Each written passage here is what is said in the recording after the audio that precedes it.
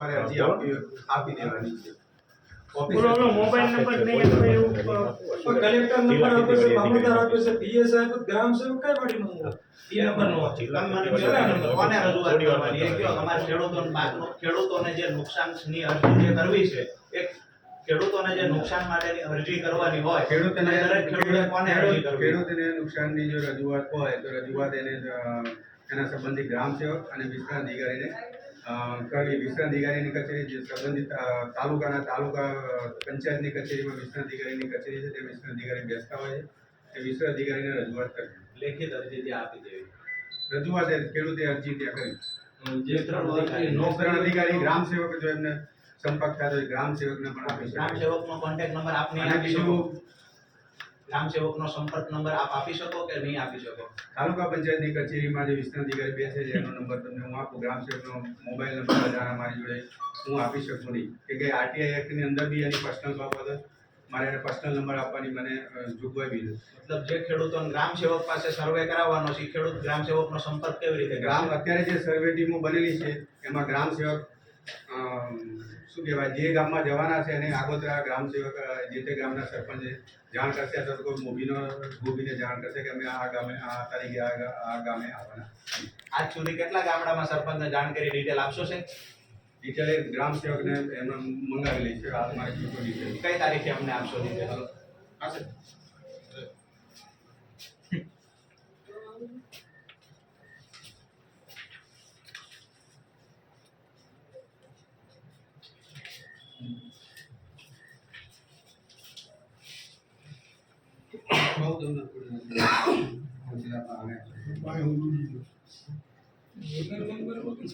અને તમે જે મને રજૂઆત કરી છે અત્યારે એ રજૂઆત હું સરકારશ્રીને જે કરી છે રજૂઆત ત્યાં સરકારશ્રીમાં મોકલી આપી. સાહેબ અમારે ગ્રામ સેવકનો સંપર્ક કેવી રીતે કરવો એ તમે કહેશો? અમને કઈ ઓફિસે મળશે અથવા એનો નંબર આપશો અથવા અમને કઈ જગ્યાએ ગ્રામ સેવક મળે? નંબર વગર તો કોન્ટેક્ટ જ નતો ને. આપો છો એમની કચેરી વિસ્તરણ અધિકારીનો નંબર હોય ને એ નંબર આપો. બરાબર. તો અમે વિસ્તરણ એક સેકન્ડ છે વિસ્તરણ અધિકારીને અમે ફોનથી જાણ કરી દઈએ ચાલશે? ચાલશે. ઓકે. ચલો રાજુભાઈ મળીએ. વિસ્તરણ અધિકારી હું વિસ્તરણ અધિકારી જોડે બી વાત કરી લઉં ને તો એમ તમે એને ફોનથી અમે જાણ કરીએ. સૂચનાઓ અમે આપી દીધેલી છે બધાને. હું વિસ્તરણ અધિકારીને એક નંબર વિસ્તરણ અધિકારી ગ્રામ સેવકને આપી દીધી.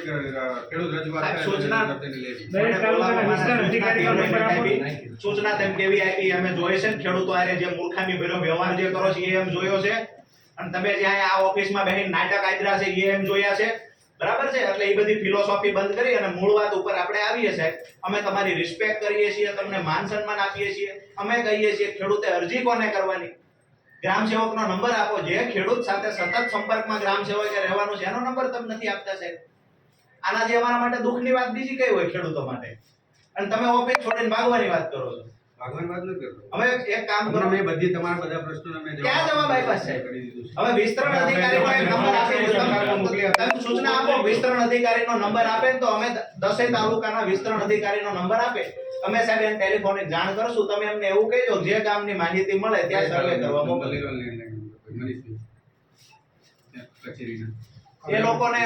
એ લોકોને સિમ કાર્ડ ઓફિસ સરકાર આપતી હોય છે કે નથી આપતી? કોઈને મને નથી આપતી. તો તમને ફોન કરીએ વાંધો નથી ને? ના એટલે મને પર્સનલ વાંધો નથી એટલે હું કહું. વાંધો હોય તો તમને સારું લાગે એ કરવા. વાંધો હોય કદાચ તમને જિલ્લા ખેતીવાડી અધિકારીને અમે ફોન કરીએ અને વાંધો હોય તો જિલ્લા ખેતીવાડી અધિકારી સારું લાગે. બરાબર છે? મને તમે વિસ્તરણ અધિકારીનો નંબર એક લિસ્ટ આપો કારણ કે ગ્રામ સેવકનો નંબર નથી તમે આપી શકતા.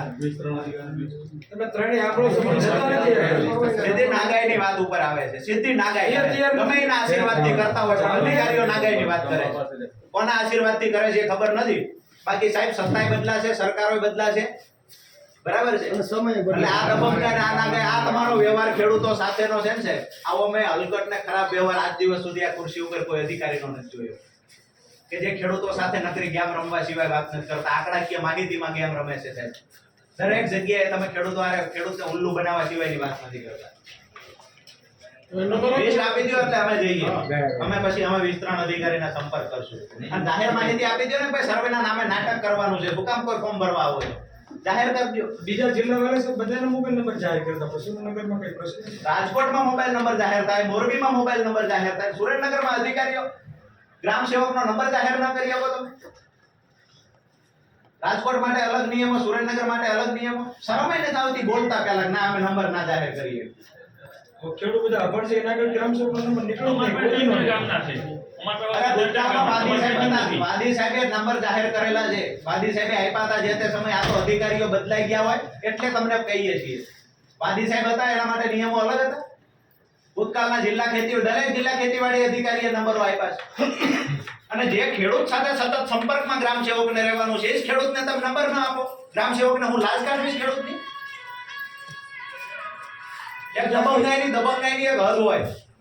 અમને તો એવું હતું કે અધિકારીના અંદર તો દિલમાં કઈક ભગવાન હશે, માણસાઈ હશે. એ નામનું છેલ્લી ક્વોલિટીનો વ્યવહાર તમે આજ ખેડૂતો સાથે કર્યો. શરમ આવવી જોઈએ. ક્લાસ 2 અધિકારી થઈને આપણે બેઠા છીએ આ રીતના વ્યવહાર ખેડૂતો હારે કરીએ. ગ્રામ સેવકનો નંબર ન આપી શકાય, ગ્રામ સેવકનો નંબર નહીં આપીએ. એમાં એનો પ્રશ્ન 1.25 લાખ હેક્ટરની જે વાતો કરવામાં આવી, 10 ખેડૂતના તમે નામ નથી આપી શકતા. 1.25 લાખ હેક્ટરનો સર્વે થયો, 10 ખેડૂતના નામ આપો. લિસ્ટ આપો એટલે અમે જઈએ, અમે ત્યાં સંપર્ક કરશું. કોઈ વસ્તુ તૈયાર નથી, વિસ્તરણ અધિકારીનું લિસ્ટ તૈયાર નથી, બધું બનાવવું પડે છે. કેટલી વાર લાગે? કરવું જ નથી પછી આવું જ હોય ને, લોલમ લોલ. પાપ લાગશે. આ મફતના પગાર લ્યો છો ને એનોય પાપ લાગશે. પરિણામ તમે આ રાજુભાઈના શબ્દો યાદ રાખજો. અમુક વર્ષ પછી તમને દેખાશે. અમે બહેન કરીએ હવે. આના કરતા કોઈના હાથો માટે કામ કરવાની એક મર્યાદા હોય. એક પણ ઓફિશિયલી સૂચના તેમ નથી આપી. એક પણ સૂચના. અને એક પણ સૂચના આપી હોય તેમ બતાવો. એક ગામમાં 10 જણાના નંબર, 10 જણાનો સર્વે કર્યો એ માહિતી